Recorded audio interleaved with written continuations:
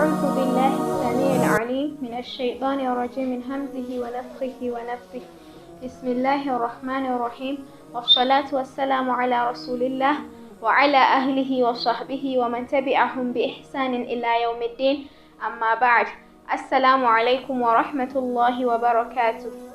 My dear brothers and sisters in Islam, today we come to you with a topic called the benefits of Ramadan and the last 10 days of Ramadan and its benefits.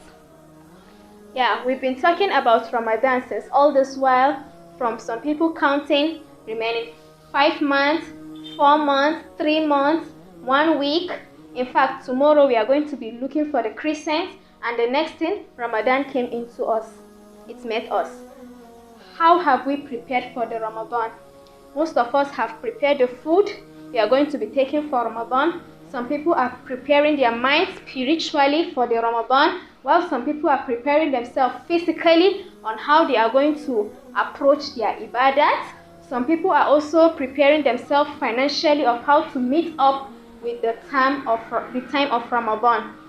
And as Ramadan came in, we've talked about a lot of reminders in Ramadan, how you are going to cope with the ibadat, the things and the diverse way we are going to earn rewards in Ramadan.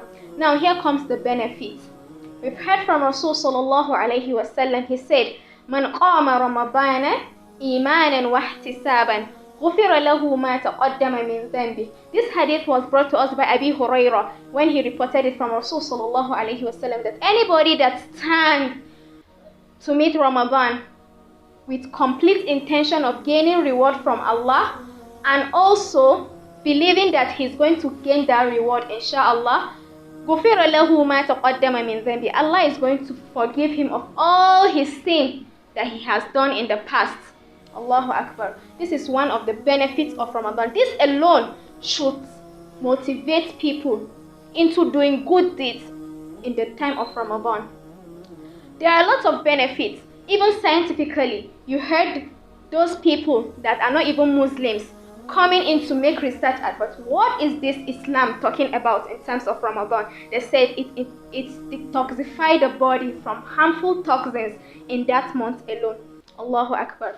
Let's take a look at other things. You yourself spiritually, you yourself physically, how do you benefit from this Ramadan? You've seen that you are now closer to Allah. Your body is now having much more health, and people are also gaining from you. We share things with one another.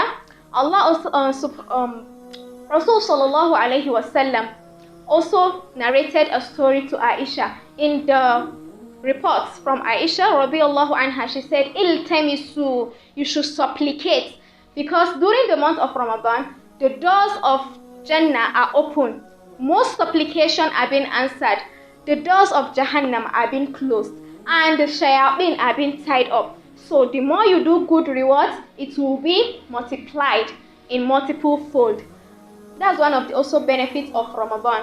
Then there are things most of us also do in this Ramadan which we don't know have a lot of benefits.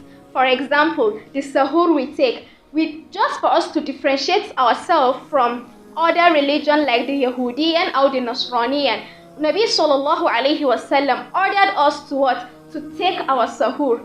Here, most of the conception that we get from this sahur is that you must eat food. It mustn't be food. Even if you take water, for those of us that don't like eating food during Ramadan, if you take water, it also serves as a sahur, because from the hadith that was gotten from Rasul sallallahu alayhi wa sallam, he said, "Tasahharu fa innahu fihi barakah." There is a lot of barakah in that sahur that you take. Then he also said in another hadith that, "Ya ma'ashara al-anbiya'i umirna bi ta'jili futurina wa ta'khiri madha suhurina." That suhur, you have to also drag it a bit to reach the time of stopping eating, then you take it. It's also telling us that لا يزال بخير إلا ما عجل الفطر. There is nothing that past the khair than what? You should be fast in what? Breaking your fast. These are a lot of barakats and lot of benefits that most of our Muslim brothers and sisters of today have forgotten about. Most of our Muslim brothers and sisters of today forgot to remind each other about it. Now, then the last 10 days of Ramadan, we keep coming. take Ramadan number 1 today, tomorrow we take the second one, the third day we take the third one, we keep coming like that till we reach the first 10 of Ramadan, then the second 10 of Ramadan, then the third 10 of Ramadan, which is one of the most impactful among the 3 10s of Ramadan. It is it's in the last 10th of Ramadan is the period in which people are going to look for the word Laylatul Qadr.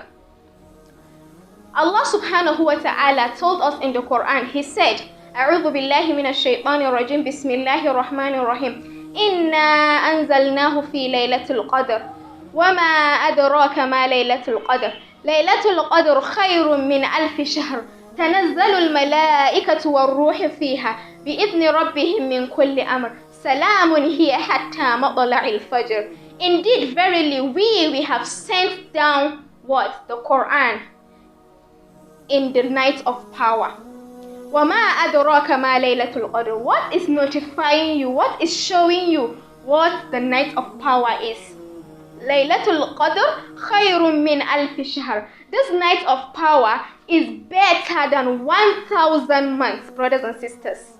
They didn't say 1,000 seconds. They didn't say 1,000 minutes. Neither did they say 1,000 hours. But what? 1,000 months. In a month we have 29 days or 30. And now Allah is telling us that what?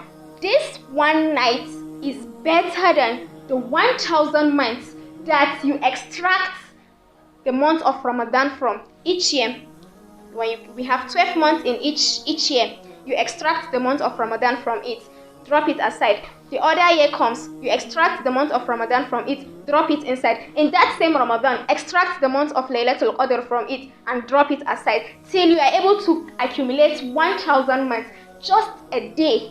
If you are able to supplicate or do acts of ibadah and Allah accepted it in that day of Laylatul Qadr, that night alone is better than 1,000 months. Is there anything that is more of benefit to us than looking for this night?